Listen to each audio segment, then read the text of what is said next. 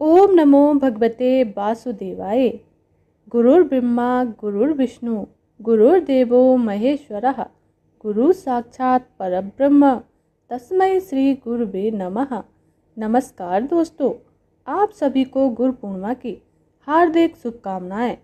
महाभारत, 18 पुराण तथा ब्रह्म सूत्र जैसे अद्वितीय वैदिक साहित्य के रचयिता ऋषि पाराशर के पुत्र महर्षि व्यास की गणना भगवान श्री हरि विष्णु के 24 अवतारों में की जाती है। महर्षि व्यास जी का जन्म त्रेता युग के अंत में आषाढ़ मास की पूर्णिमा के दिन हुआ था। वह पूरे द्वापर युग तक जीवित रहे हैं। ऐसा भी कहा जाता है कि महर्षि व्यास ने कलयुग के शुरू होने पर पृथ्वी से प्रयाण किया था। वेद, उपनिषद और पुराणों का वर्णन करने वाले व्यास जी को पूरी मानव जाति का गुरु माना जाता है कि उनके सम्मान में ही हर वर्ष आषाढ़ मास की पूर्णिमा को गुरु पूर्णिमा या फिर व्यास पूर्णिमा के रूप में मनाया जाता है। गुरु पूर्णिमा के दिन शिष्य अपने गुरु की पूजा करते हैं और उन्हें उपहार देते हैं। बहुत से लोग इस दिन व्यास जी के चित्र का पूजन और उनके द्वारा रचित ग्रंथों का अध्ययन करते हैं। मठों और आश्रमों में लोग ब्रह्मलीन संतों की मूर्ति या समाधि की पूजा करते हैं। पौराणिक मान्यताओं के अनुसार प्राचीन समय में पाराशर मुनि भ्रमण के लिए गए हुए थे। रास्ते में उनकी दृष्टि एक ऐसी युवती पर पड़ी जिसका नाम सत्यवती था। मछुआरे की पुत्री सत्यवती दिखने में बहुत ही सुंदर थी, लेकिन उसके शरीर से मछली की गंध आ रही थी, जिस वजह से उसे मत्स्यगंधा भी कहा जाता था। सत्यवती को देखते ही पाराशर मुनि का मन विचलित और व्याकुल हो गया। पाराशर मुनि ने सत्यवती को संतान प्रदान करने की इच्छा जताई। तब सत्यवती ने कहा कि यह अनैतिक है, लेकिन पाराशर ऋषि ने कहा कि जन कल्याण के लिए यह अनिवार्य है। यह संतान दिव्य होगी और सृष्टि में यह महान कार्य करेगी। ऐसे में सत्यवती ने महर्षि पाराशर के सामने शर्त रखी कि बच्चे के जन्म के बाद वह कुंवारी ही रहेंगी तथा उनके शरीर से आने वाली मछली की गंध फूलों की सुगंध में परिवर्तित हो जाएगी। ऋषि पाराशर ने सत्यवती की शर्तों को स्वीकार कर लिया और उसे तथास्तु कहा। उनके तथास्तु कहते ही सत्यवती के शरीर से आने वाली मछली की गंध हमेशा के लिए समाप्त हो गई और वह मत्स्यगंधा सुगंधा में परिवर्तित हो गई। समय आने पर सत्यवती के गर्भ से व्यास जी के रूप में एक पुत्र का जन्म हुआ। जन्म होते ही वह बालक बड़ा हुआ और अपनी माता से कहा, माता जी, जब भी तुम मुझे स्मरण करोगी मैं आपके सामने उपस्थित हो जाऊंगा। इतना कहकर वह तपस्या करने के लिए द्वैपायन द्वीप चले गए। कठोर तप के कारण उनके शरीर का रंग काला पड़ गया था, जिस कारण उन्हें कृष्ण द्वैपायन कहा जाने लगा। आगे चलकर वेदों का भाष्य करने के कारण वे वेद व्यास के नाम से प्रचलित हुए। एक दिन राजा शांतनु यमुना नदी के तट पर टहल रहे थे। तभी उन्हें नाम चलते हुए सत्यवती उसके शरीर से आ रही सुगंधा से राजा के मन को मोह लिया और राजा तत्काल ही उसके पिता के पास पहुंच गए और सत्यवती के साथ विवाह की इच्छा जताई। सत्यवती के पिता राजा शांतनु के सामने एक शर्त रखते हैं कि मेरी कन्या से जो भी संतान उत्पन्न होगी उसे आप उत्तराधिकारी बनाएंगे। राजा शांतनु इसे अस्वीकार कर देते हैं, क्योंकि वह राज्य का उत्तराधिकारी राजा शांतनु तथा गंगा पुत्र भीष्म था। जब भीष्म को इस बात का पता चला तो उन्होंने प्रतिज्ञा की कि वह जीवन भर अविवाहित रहेंगे। भीष्म की प्रतिज्ञा के बाद सत्यवती का विवाह राजा शांतनु के साथ हुआ। तब राजा शांतनु और सत्यवती के 2 पुत्र हुए, जिनके नाम चित्रांगद और विचित्रवीर्य हैं। चित्रांगद और विचित्रवीर्य के बाल काल में शांतनु का स्वर्गवास हो गया था। तब गंगा पुत्र भीष्म ने चित्रांगद के बड़े होने पर उन्हें राजगद्दी पर बैठाया, लेकिन कुछ समय के बाद गंधर्वों से युद्ध करते हुए वह हार गए और युद्ध में मारे गए। इस पर भीष्म ने उनके छोटे भाई विचित्रवीर्य को राज्य का कार्यभार सौंपा। अभिषेक हो जाने के बाद उन दोनों के विवाह की चिंता भीष्म को हुई। उसी समय काशीराज की 3 कन्याओं अम्बा, अंबिका और अंबालिका का स्वयंवर था। उनके स्वयंवर में अकेले ही जाकर के भीष्म ने सभी राजाओं को परास्त कर दिया और तीनों कन्याओं का हरण करके हस्तिनापुर ले आए। काशीराज की बड़ी पुत्री अम्बा ने भीष्म को बताया कि वह अपना तन मन राजा साल्व को समर्पित कर चुकी है।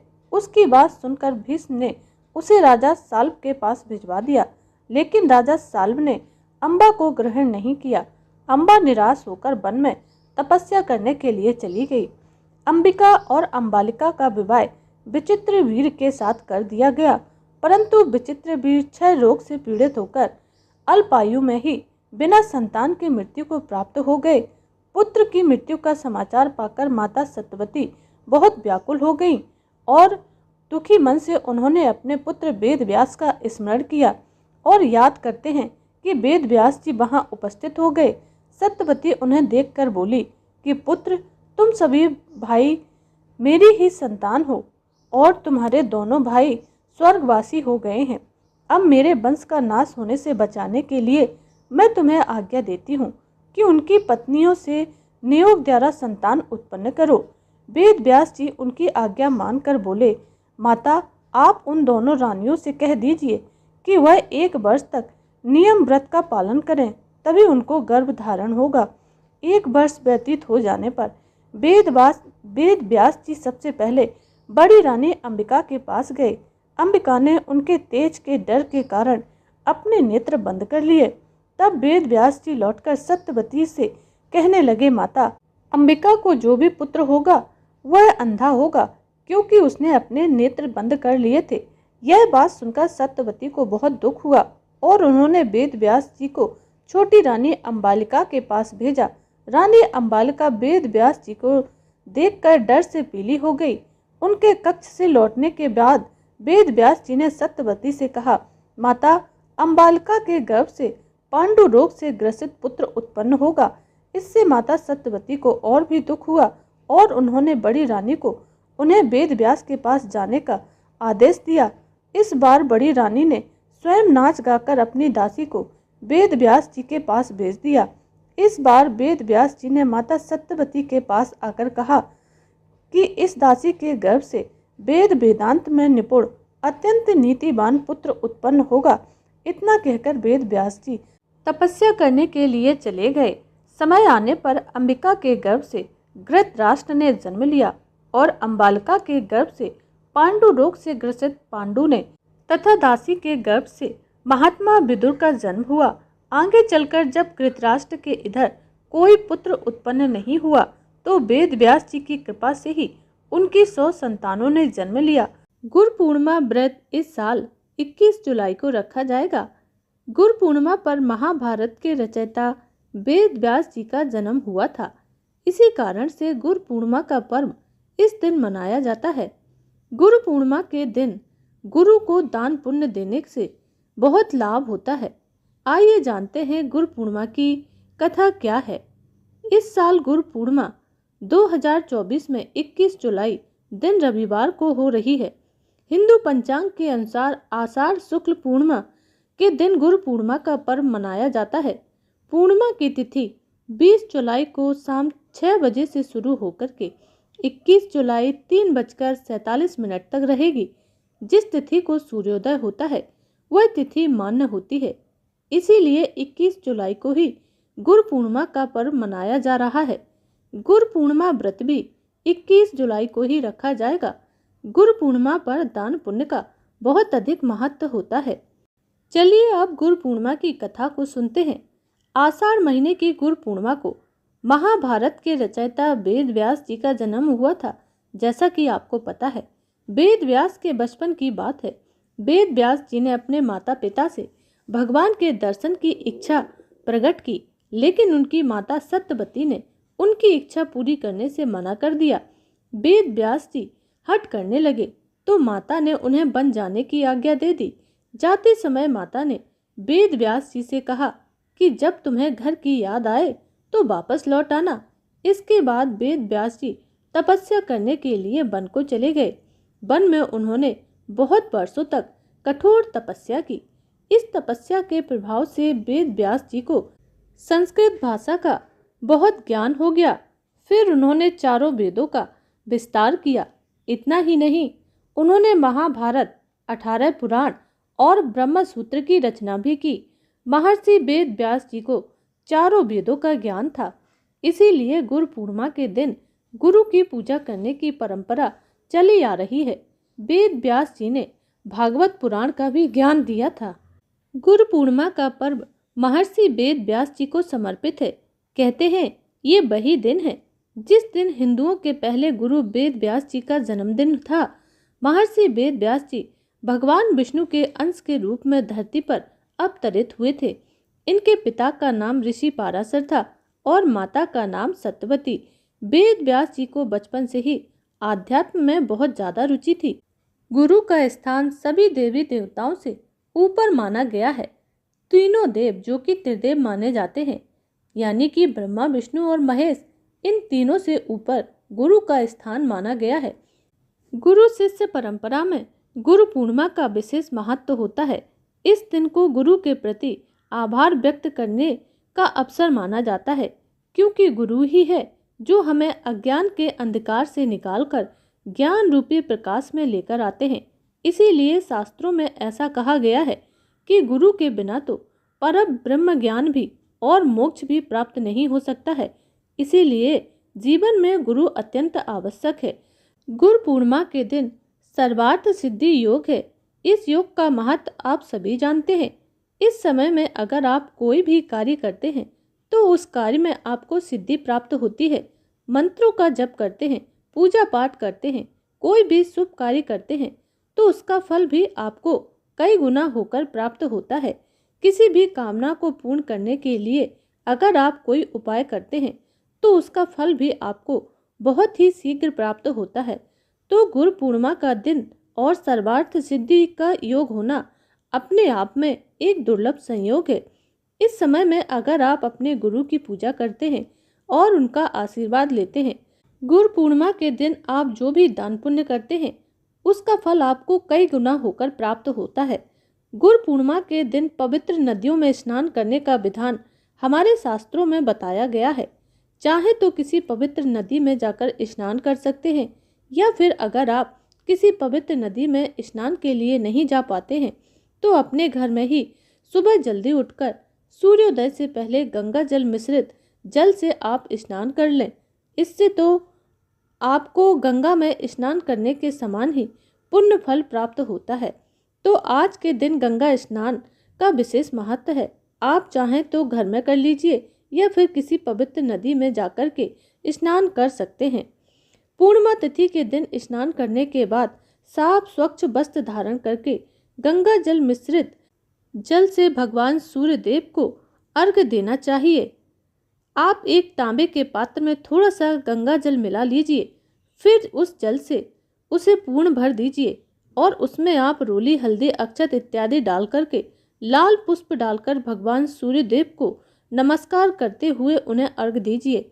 इसके बाद अपने घर के मंदिर में जो भी देवी देवता विराजित हैं उनकी विधि विधान के साथ पूजा कीजिए।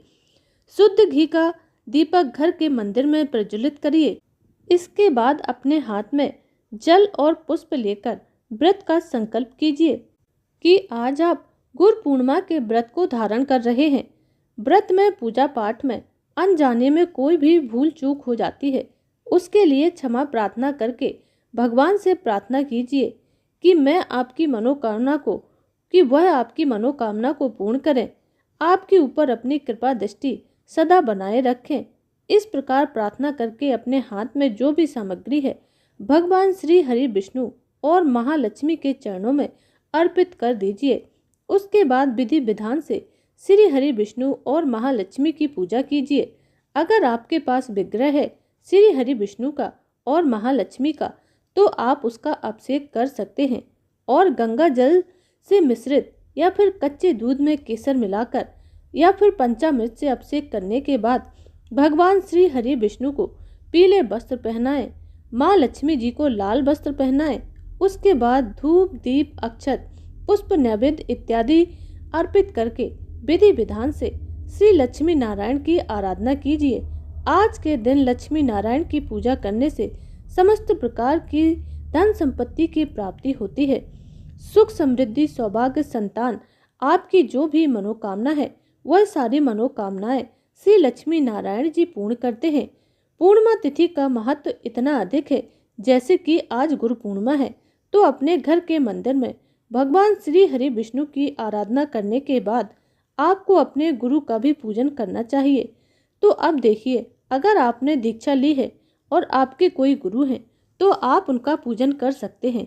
लेकिन मान लीजिए कि आपने किसी गुरु से दीक्षा नहीं ली, किसी को गुरु नहीं बनाया है, तो ऐसे में भगवान श्री हरि विष्णु को ही आप अपना गुरु मान सकते हैं और गुरु के समान ही उनकी पूजा आराधना कर सकते हैं।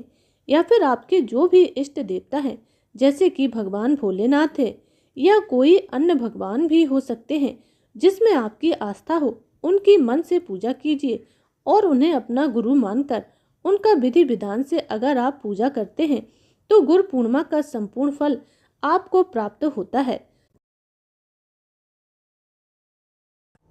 बहुत समय की बात है, एक गांव में गुरु अपने शिष्यों के साथ आश्रम में रहा करते थे।